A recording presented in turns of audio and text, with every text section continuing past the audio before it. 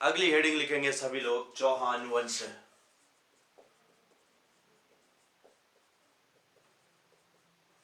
ठीक है, तो ये चार राजपूत हुए, प्रतिहार, परमार, चालुक्य और चौहान।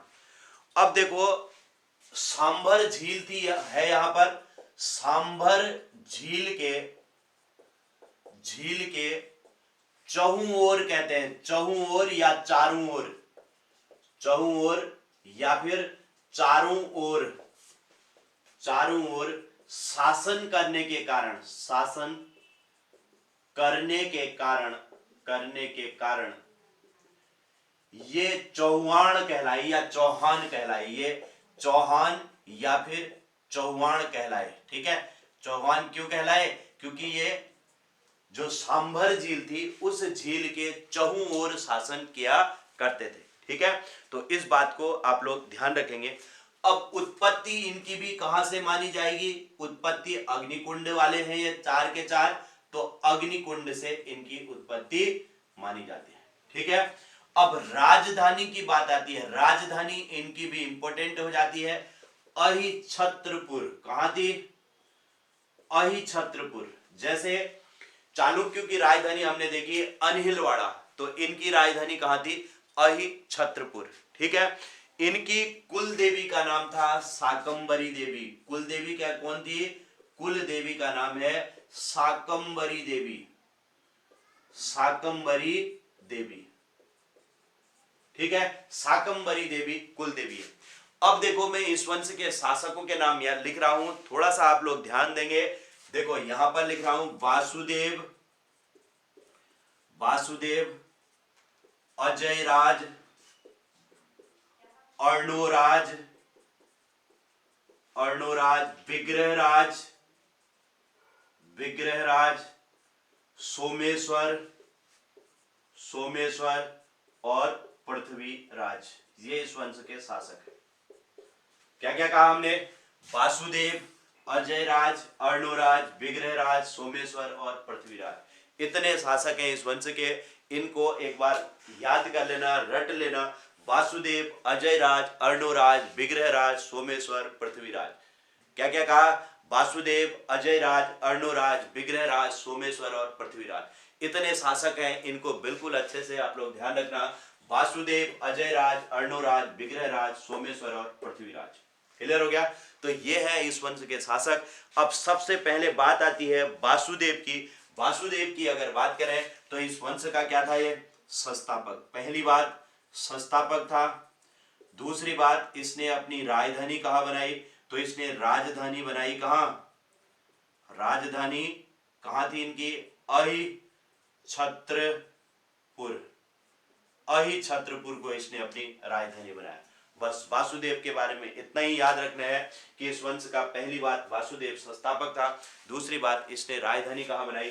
अहिछत्रपुर। ठीक है, अहिछत्रपुर को इसने अपनी राजधानी बनाया था। तो इनके बारे में इतने पॉइंट आप लोग याद रख लेना जो इंपॉर्टेंट है। ठीक है, अब देखो बात आती है अजय राज के बारे में। अजय राज ने क्या किया था? देखो सबसे पहली बात इसने 1113 में अजमेर की स्थापना की थी। अजमेर बसाया। यह क्वेश्चन बहुत इंपॉर्टेंट होता है कि किस शासक ने अजमेर को बसाया था। अजमेर बसाने वाला कौन था? अजय राज। और कब अजमेर की स्थापना की थी? तो 1113 में अजमेर की स्थापना की। एक तो ये इंपॉर्टेंट हो गया। दूसरा देखो इसने अजय मेरू दुर्ग, अजय मेरू दुर्ग बसाया। अजय मेरू दुर्ग बसाया था। ये क्वेश्चन बहुत इंपॉर्टेंट है कि किस शासक ने अजय मेरू दुर्ग बसाया था। ठीक है, अजय मेरू दुर्ग और अजमेर शहर बसाया था। दोनों के दोनों इंपॉर्टेंट हैं। जो अजय मेरू दुर्ग है इसे अरावली का अरमान, ठीक है, इसे क्या कहते हैं? जिसे अरावली का अरमान कहते हैं। अरावली का अरमान या फिर राजस्थान का हृदय स्थल।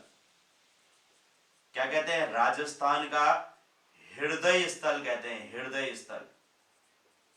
ठीक है, हृदय स्थल या फिर इसे राजस्थान की कुंजी भी कहते हैं। और क्या कहते हैं? और राजस्थान का हृदय स्थल और राजस्थान की कुंजी कहते हैं, राजस्थान की कुंजी कहते हैं।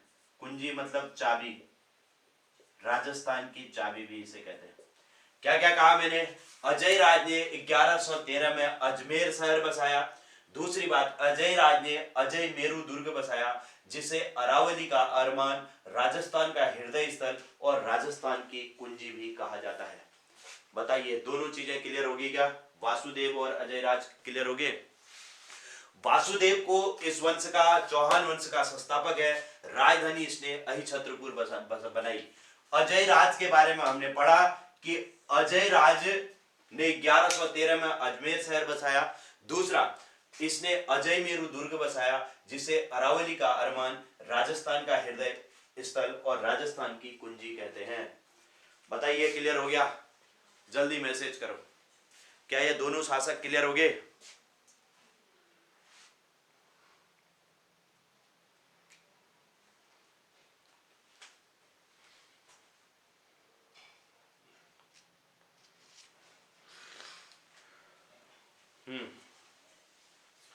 दोनों शासक क्लियर है क्या? ठीक है।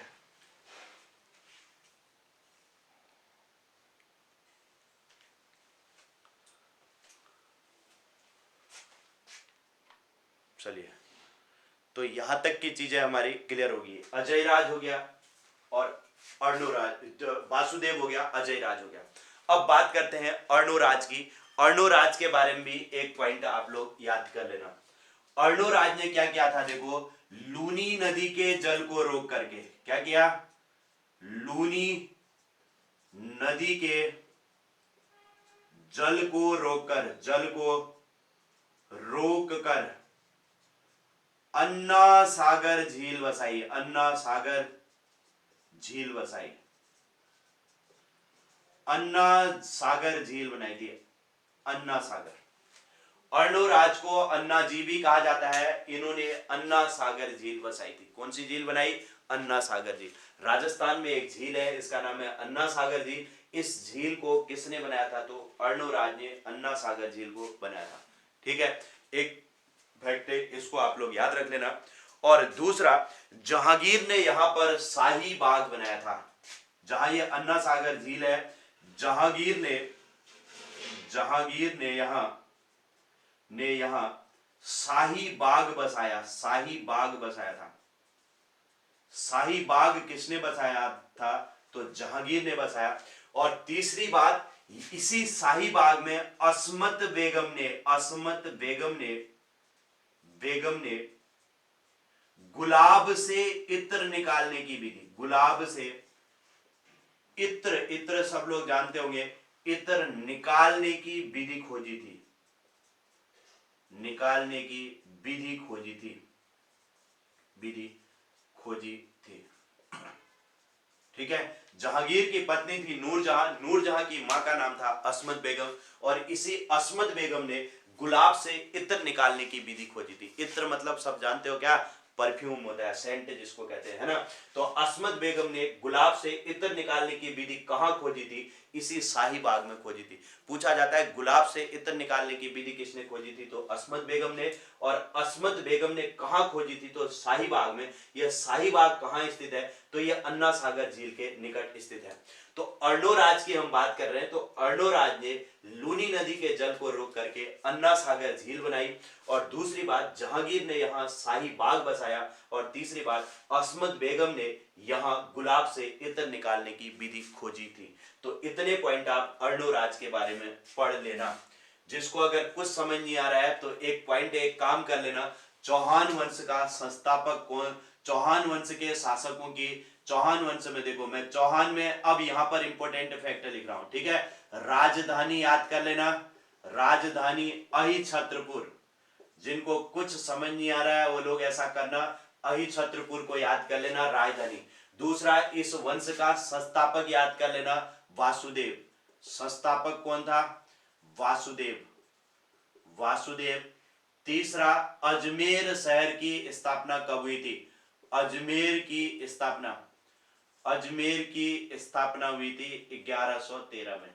इन 3.2 को अभी तक के हिसाब से इन 3.2 को अलग से जो मैं लिख रहा हूं, ये 1 से लिख रहा हूं, मुझे पता है कि आपकी समझ में नहीं आएगा, फिर भी मैं पढ़ा रहा हूं क्योंकि आज नहीं तो कल ये काम आने वाला है, इसलिए इसको बता रहा हूं। और इसको आप लोग साथ में इनको जरूर लिखना, जो लिख रहे हो 1 से लिख रहे हो अलग से एक पेज में सब ये शॉर्ट नोट से जो लिख रहा हूं उनको जरूर लिख लेना, क्योंकि अभी के लिए आपके काम वही आएंगे, वही आपकी अभी भी समझ में आएगा, है ना। लेकिन बाद में जैसे जैसे आप इनको पढ़ोगे तो फिर ये समझ आ जाएंगे और धीरे धीरे फिर आप इनको याद करते रहना, ठीक है।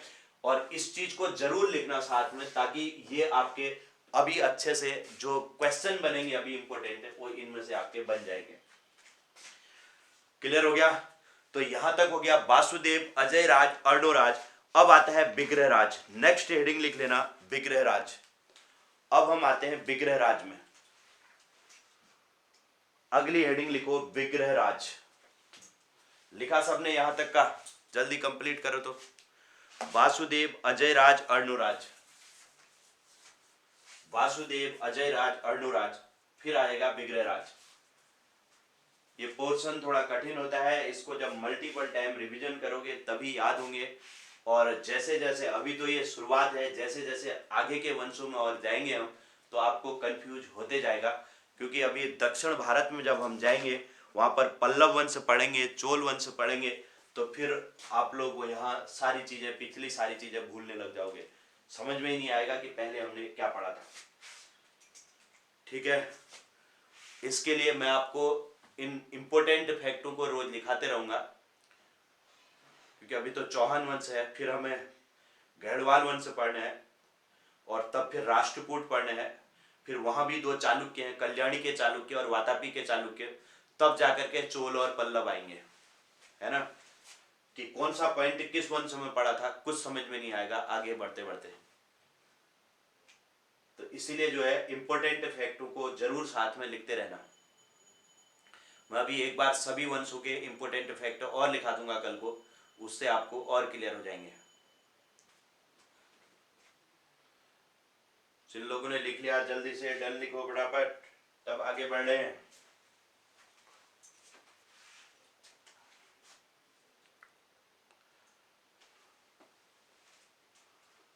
ठीक है, चलिए तो बढ़ते हैं आगे। वासुदेव हो गया, अजय राज हो गया, अर्णोराज।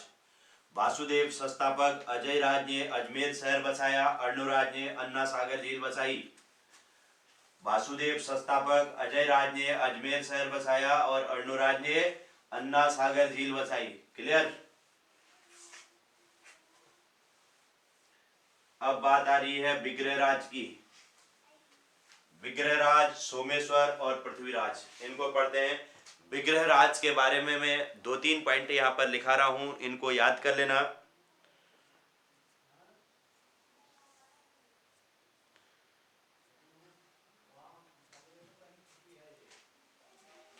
नेक्स्ट हेडिंग लिखेंगे विग्रहराज।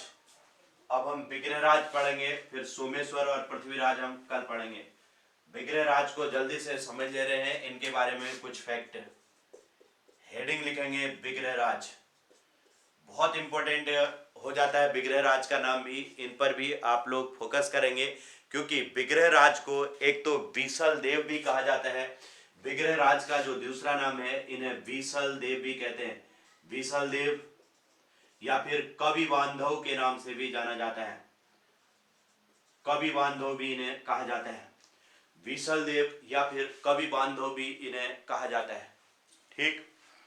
तो इनके बारे में कई सारी इन्होंने कविताएं लिखी थी, उसके लिए ये जाने जाते हैं, इसलिए इन्हें कवि बांधव कहते हैं। सबसे पहली बात देखो, बीसल देव के समय को, बीसल देव के समय को, बीसल देव के समय को चौहान वंश का स्वर्ण काल कहते हैं। चौहान वंश का स्वर्ण काल कहते हैं, स्वर्ण काल कहते हैं। बहुत इंपॉर्टेंट क्वेश्चन होता है कि चौहान वंश का स्वर्ण काल किसके समय को कहते हैं, तो बीसल देव के समय को चौहान वंश का स्वर्ण काल कहते हैं, ठीक है। इनकी एक रचना है, इनकी रचना का नाम है हरिकेली नाटक। इनकी रचना है हरिकेली नाटक। हरिकेली नाटक की इन्होंने रचना की थी। हरिकेली नाटक की रचना किसने की थी? तो बीसल देव ने हरिकेली नाटक की भी रचना की थी। क्लियर हो गया। तीसरा, इन्होंने अजमेर में एक संस्कृत पाठशाला की स्थापना की थी। अजमेर में किसकी स्थापना की थी? अजमेर में संस्कृत पाठशाला की स्थापना की। संस्कृत पाठशाला की स्थापना की। पाठशाला की स्थापना की। अब मुझे ये बताओ, कितने लोगों को पता है 2.5 दिन का झोपड़ा किसने नाम सुना है? बताइए। जिसने 2.5 दिन का झोपड़ा नाम सुन रखा है यस करके लिखो तो। 2.5 दिन का झोपड़ा सुना है किसी ने?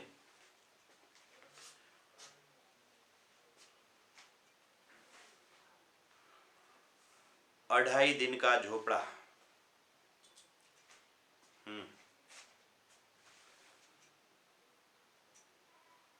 अब जिन जिन ने सुन रखा है वो लोग ये भी लिखते रहना कि 2.5 दिन का झोपड़ा किसने बनवाया था। जिन जिन ने सुन रखा है वो लोग ये लिखते रहना 2.5 दिन का झोपड़ा किसने बनवाया था।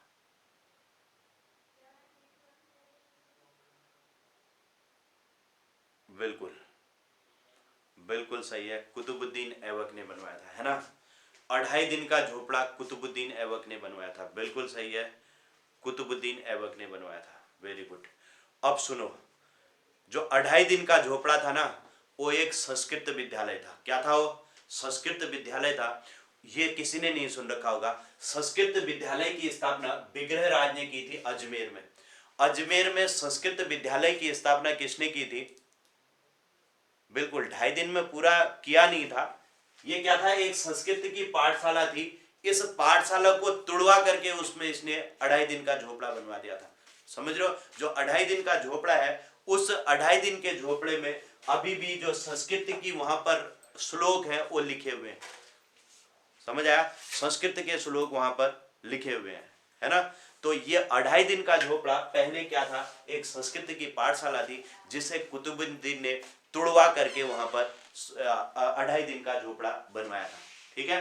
तो उस संस्कृत पाठशाला की स्थापना किसने की थी? तो विग्रहराज ने इस संस्कृत पाठशाला की स्थापना की थी। अब इसके दरबार में एक तो नरपति नाल और दूसरे सोमदेव। नरपति नाल, नरपति नाल, नाल है, इनका नाम भी बहुत सुना होगा। और एक थे सोमदेव।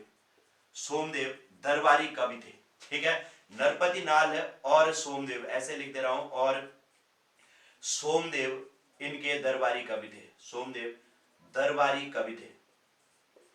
दरबारी कवि थे। ठीक है। अब देखो, नरपति नाल की रचना, रचना बहुत इंपॉर्टेंट होती है जो आपसे अक्सर पूछी जाती है। नरपति नाल ने किसकी रचना की थी? तो इन्होंने बीसल देव रासो की रचना की थी। नरपति नाल ने बीसल देव रासो की रचना की थी। बीसल देव रासो की रचना, ये बहुत इंपॉर्टेंट रचना है। ठीक है। बीसल देव रासो, रासो कविताएं हुआ करती थी, तो उसमें से एक बीसल देव रासो है। बीसल देव रासो की स्थापना किसने की? तो नरपति नाल ने की थी। और सोमदेव ने ललित विग्रह राज की रचना की थी। किसकी रचना की थी? ललित विग्रह राज की रचना की थी। विग्रह राज की रचना की। ये इनकी रचना है। नरपति नाल की रचना बीसल देव रासो और सोमदेव की रचना है ललित विग्रह राज। अब देखो, बीसल देव के बारे में हमने क्या क्या पढ़ा, इन पॉइंटों को आप लोग अच्छे से एक बार समझ लेना कि विग्रहराज ने बीसल देव के समय, या फिर विग्रहराज कहते हैं, चौहान वंश का स्वर्ण काल कहते हैं, इनकी रचना हरिकेली नाटक इन्होंने लिखा था। अजमेर में संस्कृत पाठशाला की इन्होंने स्थापना की थी। और इनके दरबार में नरपति नाल और सोमदेव इनके दरबारी कवि थे। नरपति नाल ने बीसल देव रासो की रचना और सोमदेव ने ललित विग्रहराज की रचना की थी। क्लियर हो गया? तो इनको आप लोग अच्छे से पढ़ लेना। बिल्कुल, बीसल देव रासो बहुत इंपॉर्टेंट रचना है। बीसल देव रासो की रचना किसने की? तो नरपति नाल ने की थी। चलिए, तो इसको लिख लो। इसके बाद हम बात करेंगे सोमेश्वर और पृथ्वीराज चौहान की। ठीक है। तो यहां तक की चीजें आपको क्लियर होगी होंगी। अब हम यहां से आगे बढ़ेंगे सोमेश्वर और पृथ्वीराज चौहान के बारे में। हमने किस किस के बारे में पढ़ा? वासुदेव, अजय राज, अर्णोराज और विग्रहराज के बारे में पढ़ लिया। वासुदेव संस्थापक था। अजय राज ने अजमेर शहर की स्थापना की थी और अर्णोराज ने अन्ना सागर झील बसाई थी।